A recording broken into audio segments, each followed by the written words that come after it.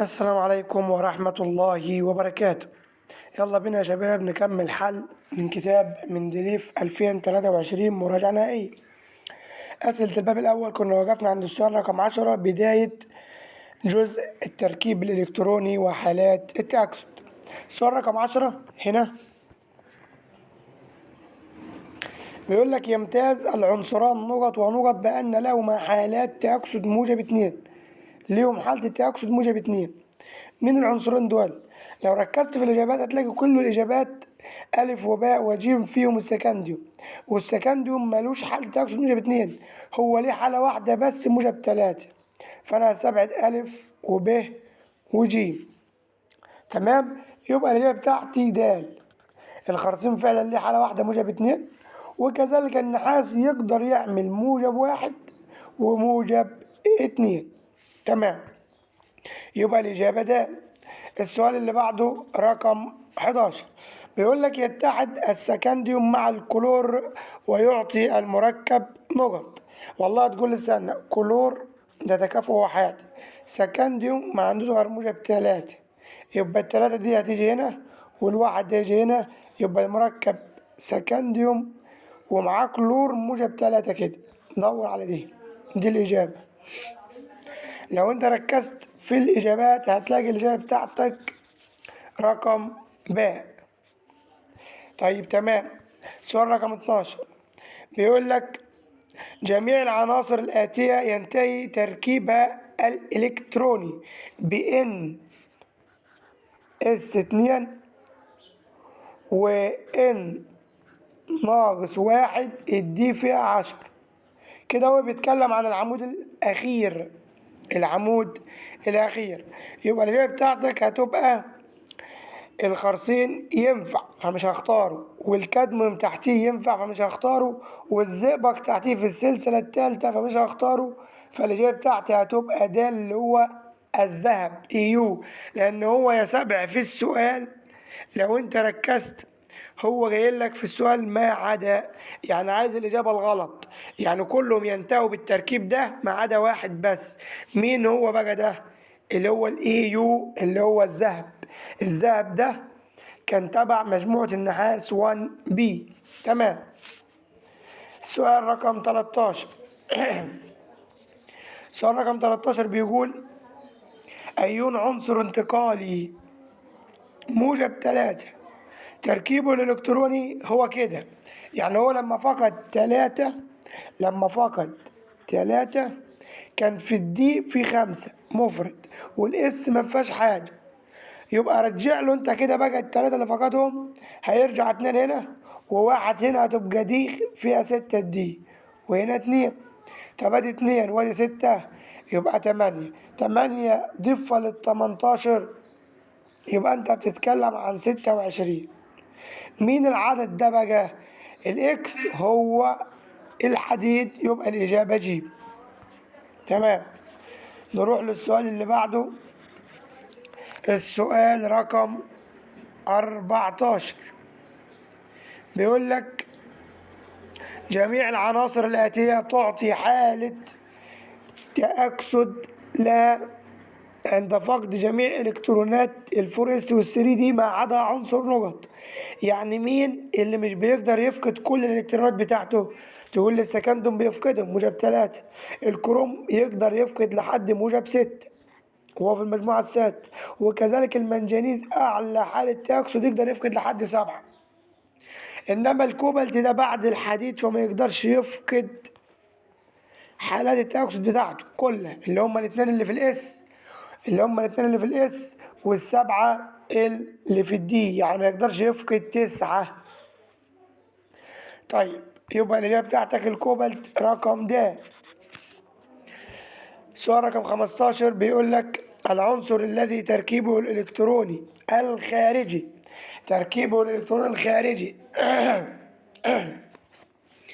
ان اس فيها 1، خلي بالك كاتبه لك اهو ان اس 1 وان ناقص 1 الدي فيها 10. طب ما ده عنصر شاذ، يعني هو بيتكلم عن عنصر النحاس وده بيقع في المجموعة 1 بي، عفوا 1 بي. خلاص دور على الإجابة دي، يا النحاس يا 1 بي. يبقى الإجابة بتاعتك هتبقى رقم د. حلو السؤال ده. خش على السؤال اللي بعده رقم 16. بيقول لك في ضوء دراستك أي الخيارات التالية تعبر عن استخدام كل من المركب الذي يحتوي على المنجنيز في أدنى حالة تأكسد له. أقل حالة تأكسد للمنجنيز والله موجب 2، والمركب الذي يحتوي على المنجنيز في أعلى حالة تأكسد له موجب 7. ودي بلاقيها في البرمنجانات. بلاقيها فين يا صديقي؟ في البرمنجانات KMnO4. وموجب 2 بلاقيها في MnSO4. يعني أنا عايز كبريتات منجنيز وبرمنجانات منجنيز. ماشي يا سيدي. حلو. او ممكن الاقي الاستخدام ده مادة مؤكسدة وده مبيد للفطريات. دور يا عم على الاجابات هنا. بيقول لك الف يستخدم في العمود الجاف غلط لان ده موجب 4. كمبيد للفطريات ايوه ها، ومادة مؤكسدة ومطهرة اه. يبقى الاجابة بتاعتك هتبقى رقم ب. حلو السؤال ده برضه. ماشي. نخش على السؤال رقم 17. بيقول لك A و B و C 3 عناصر متتالية في السلسلة الانتقالية الأولى، خواصها كما بالجدول. قال لك إيه معظم مركباته ملون، ما كتير جو ملون مش عارفه. B يشذ في تركيبه الإلكتروني.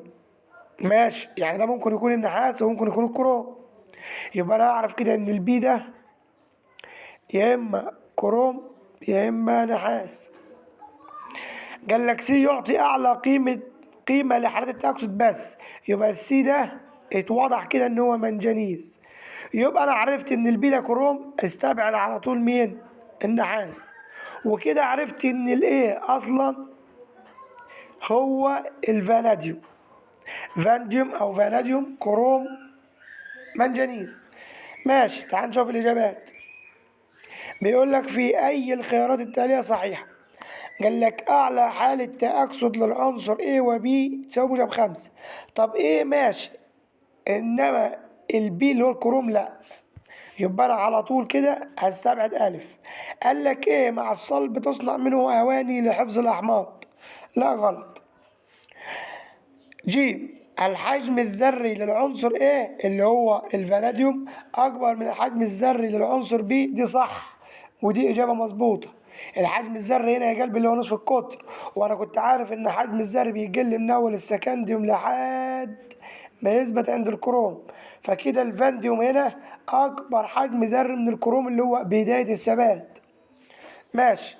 رقم د قال لك بي يعطي حالة تأكسد قيمتها تتعدى رقم المجموعة. يعني بي ده اللي هو واقع في المجموعة 6 بتتعدى رقم المجموعة حالة التأكسد بتاعته اللي هي أقصى قيمة. لا غلط. اللي بيعمل كده بس اللي هو 1 بي اللي هو مجموعة النحاس. يبقى د دي غلط. يبقى الإجابة بتاعتي جي. حلو برضو السؤال ده. خش على السؤال اللي بعده اللي هو رقم 18. بيقول لك ايه أيون عنصر انتقالي موجب 3 تركيبه الإلكتروني ينتهي ب 4s0 3d2، فإن أقصى حالة تأكسد له تكون كام؟ في مركباته تكون كام؟ طب بالراحة. هو بعد ما فقد 3 الدي بقى فيها 2، رجع له انت ال3. يبقى الاس هحط فيها 2 وهزود على 2 دي 1 تبقى 3. طب 2 و3 5 بس كده. يبقى انا عايز دي 5 على حالة تأكسد. يبقى الإجابة بتاعتك هتبقى جيم. تمام، سؤال كويس ده سهل. خش على اللي بعده رقم 19. حالة التأكسد موجب 2 لعنصر الكروم تعني. ماشي، والله الكروم ده لما جيت وزعته 4s1 3d فيها 5 فهيفقد 2، يبقى 1 من هنا وواحد من هنا، يبقى الدي دي فيها 4. قال لك خروج إلكترونين من المستوى 4S غلط. خروج الإلكترون من المستوى 4D غلط. ج خروج إلكترون من كل من المستوى 4S و 3D دي إجابة صح، يبقى الإجابة ج. طب نتأكد نقرا مين ده. خروج الإلكترون من المستوى من كل من المستويين 5S وال 4D، لا ده لو سلسلة تانية، يعني الكلام ده لو العنصر اللي تحت الكروم، يبقى الإجابة بتاعتي رقم ج. السؤال 20 بيقول لك إذا علمت أن المحلول المائي لأحد أيونات العنصر X عديم اللون، ماشي، أي مما يلي يعبر عن التوزيع الإلكتروني لهذا الأيون. خلي بالك طالما قال لك غير عديم اللون يبقى أنت عايز حاجة ضايعة. يعني إيه حاجة ضايعة؟ يعني من الآخر عايز يديه فيها 10 إلكترونات عشان تبقى ضايع. بس ركز، هو قال لك ايون، يعني انت الاس تكون مفقوده، يعني الاس دي تكون بصفر لانه قال ايون. ماشي، يبقى لو ركزت في الاجابات الف دي مش هتنفع، ولا باء لان فيها مفرد، لان دي فيها 8 مش مكتمله. رقم جيم هي بقى دي اللي هتغلطوا فيها، كله هيختار جيم. ليه؟ لأن مكتملة، لسه مكتملة ودي مكتملة، بس ما ركزتش في كلمة أيون يا قلبي، يعني لازم أفقد الإس، يبقى جيم دي غلط، يبقى الإجابة دال. الإس فيها صفر والدي فيها 10. حلو الكلام ده. 21 أي من الاختيارات التالية صحيحة؟ يسهل الحصول على الفانديوم موجب 6 من الفانديوم موجب 5. يعني أنا أقدر أجيب فانديوم موجب 6 من فانديوم موجب 5؟ تقول لي لا، ده هو آخر الفاناديوم أو الفانديوم موجب 5، فموجب 6 ده هيكسر مستوى طاقة فده يصعب، يبقى ألف دي غلط، مش يسهل بقى يصعب. رقم ب يصعب الحصول على منجنيز موجب 2 من منجنيز موجب 3. خلي بالك الكبريتات موجب سالب 2، فالمنجنيز هنا في المركب الأول ده موجب 2 وهنا موجب 3 أهو، أهو تكافؤ أهو. ماشي، هو بيقول لك يصعب، لا يا قلبي المفروض يسهل مش يصعب. يسهل ليه؟ لأن المنجنيز موجب 2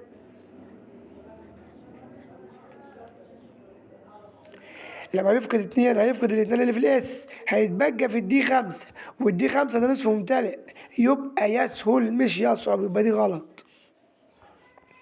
خش بقى كده على رقم ج، بيقول لك يسهل الحصول على الحديد موجب 3 من الحديد موجب 2، صح كده.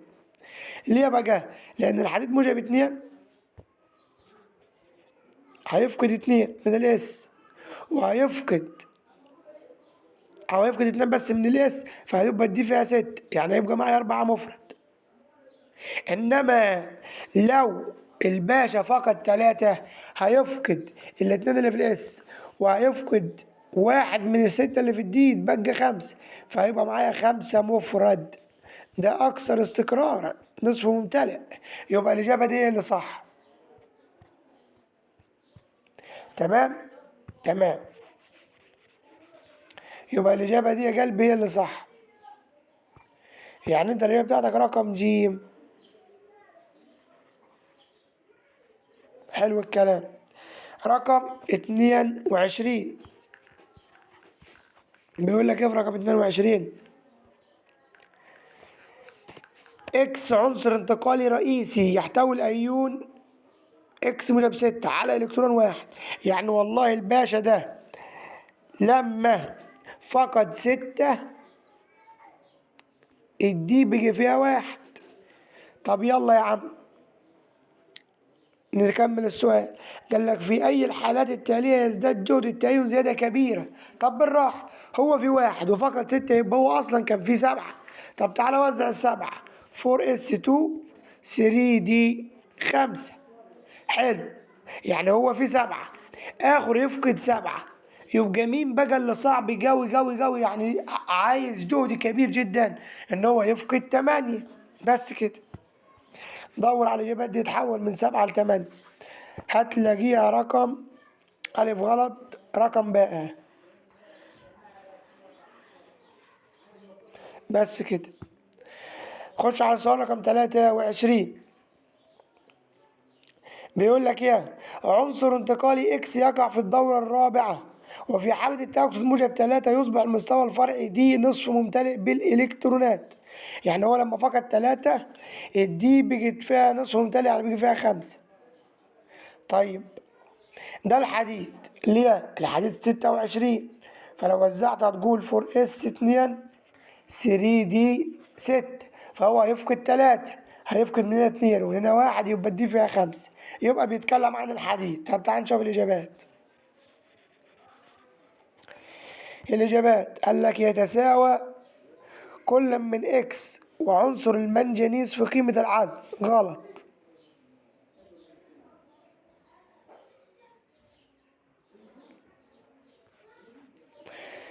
رقم باء يتساوى كل من إكس والتيتانيوم في الحجم الذري. غلط.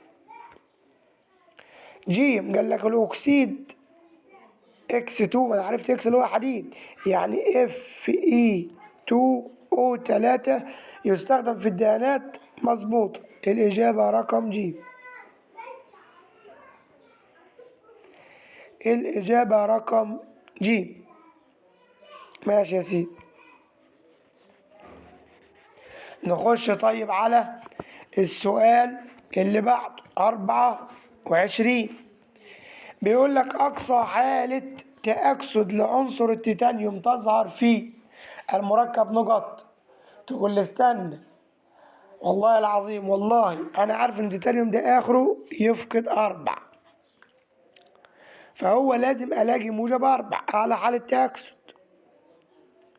طب هنا في ألف 3 مش هتنفع، فرقم ب موجب 2 مش هتنفع لأن الأكسجين ب2 بسالب 2، فهو يبقى موجب 2. رقم ج هي اللي تنفع. ليه؟ لأن كاتب لك تيتانيوم O2، فأنت هتعوض عن الأو بسالب 2، يبقى سالب 2 مضروبة في الاتنين، كل ده بيساوي 0 والتيتانيوم نازل.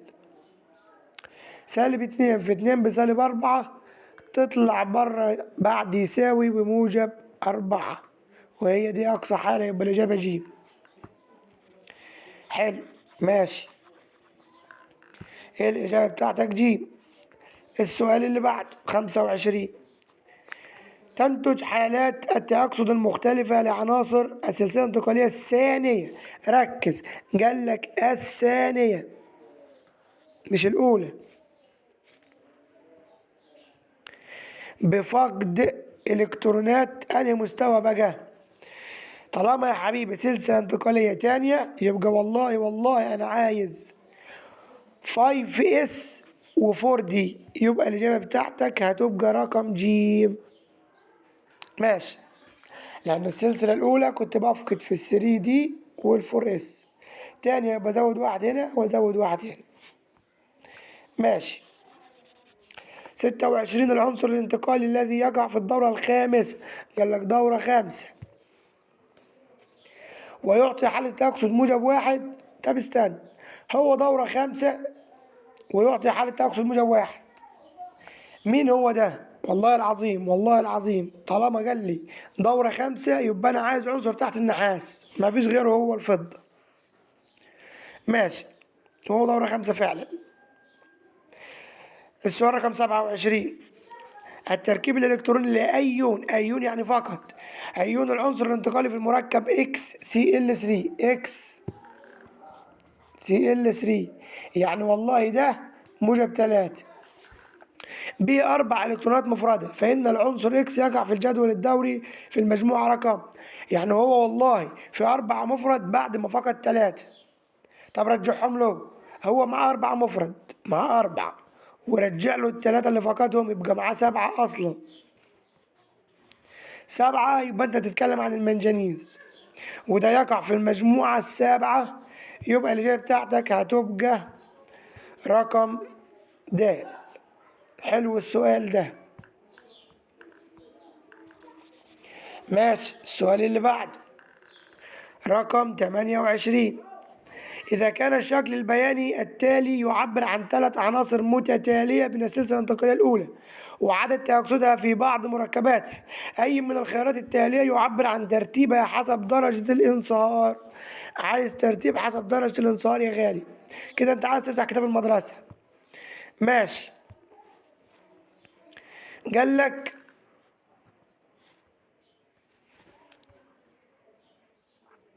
العنصر زد ده لو انت مسكت سهم كده عنده موجب 3، يعني زد موجب 3 حالة التأكسد. هنا مكتوب الكلمة دي حالة التأكسد يا غالي. ماشي. اكس موجب 6، اكس موجب 6، واي موجب 7، واي موجب 7. طب اللي ليه حالة تأكسد موجب 3 ده معروف اللي هو السكندي، واللي ليه موجب 6 ده الكروم، واللي ليه موجب 7 ده المنجنيز. درجة الانصهار بتاعتهم والله هتلاقي عندك الزد اللي هي سكنديوم 1397، انما الاكس اللي هو الكروم 1890،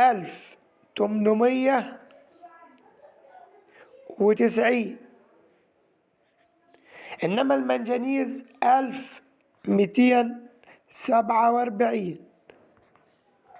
فاعلى درجة انصهار فيهم اكس اللي هو الكروم، بعده على طول الزد ثم الواي. يعني انا عايز اكس اكبر من زد اكبر من واي، بس كده. دور عليها بقى دي يا غالي،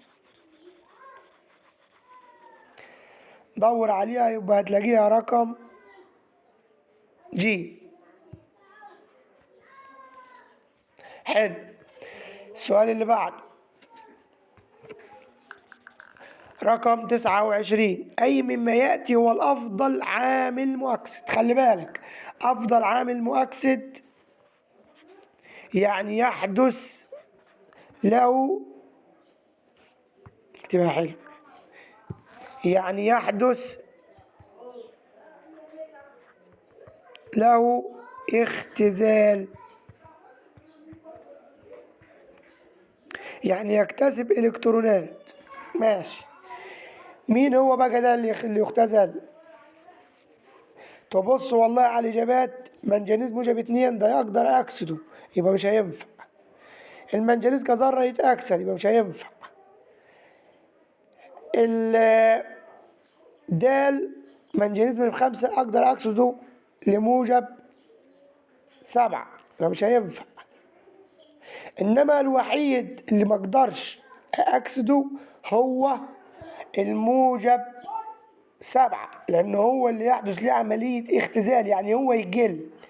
7 دي تتحول ل5 تتحول ل2، لكن ما اقدرش احولها ل8، يعني يحصل لي اختزال. ماشي. يعني صعب الاكسد، يبقى الاجابه ب. السؤال اللي بعده رقم 30. كل مما يلي صحيح بالنسبة لأعلى حالة تأكسد لعنصر يقع في المجموعة 4B ما عدا.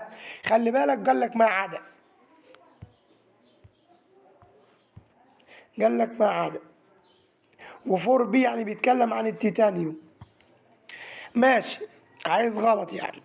قال لك تتساوى رقم ألف، تتساوى عدد الإلكترونات المفقودة لعنصر 4B في الحالة الذرية. صح. طب ما هو في الحالة الذرية هيبقى فيه 4 مفرد. خلاص. خلي بالك مش 4 مفرد، عفوا. قال لك تتساوى عدد الإلكترونات المفقودة يعني هو هيفقد كام؟ طب ما هيفقد 4. ماشي.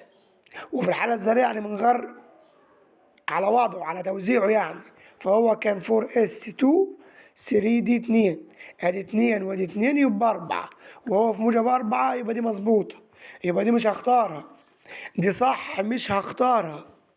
رقم ب، تساوي عدد الإلكترونات المفردة في أعلى حالة تأكسد لذرة النيكل.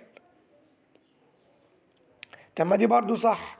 النكل لو انت وزعته 28 4s2 3d 8. أعلى حالة تأكسد موجب 4، فهيفقد 2 من هنا و2 من هنا، فيبقى في 6. في 6 يا قلبي، يعني انت هتوزع ال6 دول كده 1 2 3 4 5 والسادس هنا. طب في 4 مفرد اهو، وهو في المجموعة 4، يبقى الإجابة دي صح، مش هختارها لأن هو قال ما عدا، يبقى الإجابة دي غلط وألف غلط. جيم للوصول إليها نحتاج لطاقة تأين مساوية لطاقة التأين أعلى حالة تأكسد موجب 5. هي دي بقى اللي غلط، فهي دي الإجابة اللي أنا هختارها اللي هي الصح، لأن أنا عايز الغلط. فأنا يا قلبي أنا عايز الغلط، وهي دي غلط، فالغلط بالنسبة لي أنا إجابة صحيحة، يبقى الإجابة جيم. لأن المجموعة 5 بي عايزة طاقة أعلى من اللي عايزاها 4 بي. تمام، يبقى الإجابة رقم جيم. سؤال 31. أي أزواج المركبات التالية تكون فيها الأيونات أكثر استقرارا؟ ماشي، أكثر استقرارا يبقى أنت عايز دي فيها 0 ودي فيها 5 ودي فيها 10. دور على الكلام ده يا عم. تقول لي ماشي. رقم 1 الفاناديوم هنا V2O5، الفاناديوم موجب 5 تنفع، لكن المنجنيز هنا موجب 4 فمش هتنفع، عايز منجنيز موجب 7. رقم ب تيتانيوم موجب 4 تنفع. طبعا انت الكلام ده حله، فانا المفروض لما بقول موجب 4 انت عارف ليه موجب 4، لان الاكسجين بسالب 2 في موجب 2 ب4 بسالب 4 هتطلع بره موجب 4، فدي تنفع. رقم ب اول واحد، انما FeCl2 يعني الحديد موجب 2 مش اكثر استقرارا، يبقى استبعدها. رقم ج ZnCl2 يعني الخرسين موجب 2 يعني هيفقد 2، يعني دي فيها 10 يبقى تنفع. وKMnO4 المنجنيز هنا موجب 7 يبقى دي تنفع، ودي الإجابة يا قلبي. ده طبعا غلط. تعال بقى نعملها لك بالظبط دي بالراحة.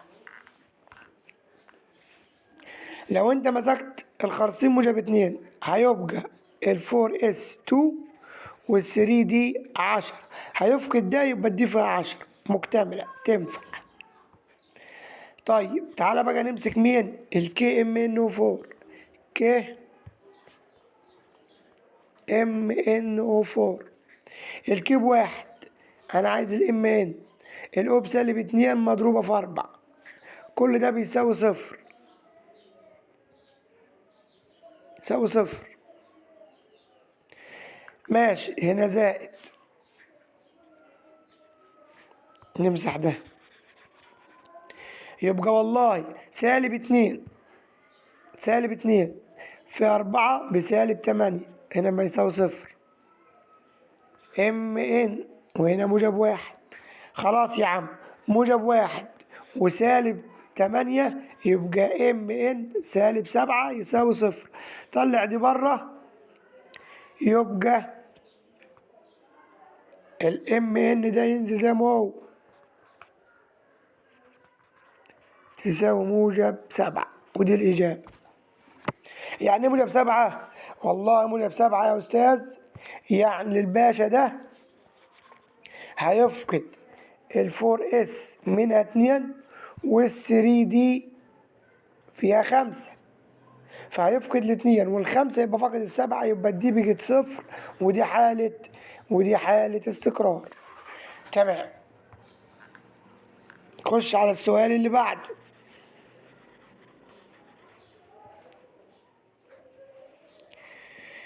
رقم 3 أو 32 بيقول لك عنصر إكس يقع في الدورة الرابعة والعمود الخامس، دورة رابعة وعمود خامس، فإن أقصى حالة تأكسد له توجد فين؟ بس طالما دورة رابعة وعمود خامس يبقى سلسلة انتقالية تانية. سلسلة انتقالية تانية يبقى والله هو تحت الفاناديوم، لأنه هو قال لك عمود خامس، فانديوم في العمود الخامسة، بس سلسلة تانية. مين اللي تحتيه؟ يبقى التركيب الإلكتروني بتاعه رقم د. وبكده يا غالي نبقى حلينا أسئلة التركيب الإلكتروني كلها. تمام. المرة الجاية نخش بإذن الله على الخواص العامة لعناصر الانتقالية، السلسلة الانتقالية الأولى من سؤال 33 هنا اهو. تمام، عشان بس الفيديو ما يطولش عليك.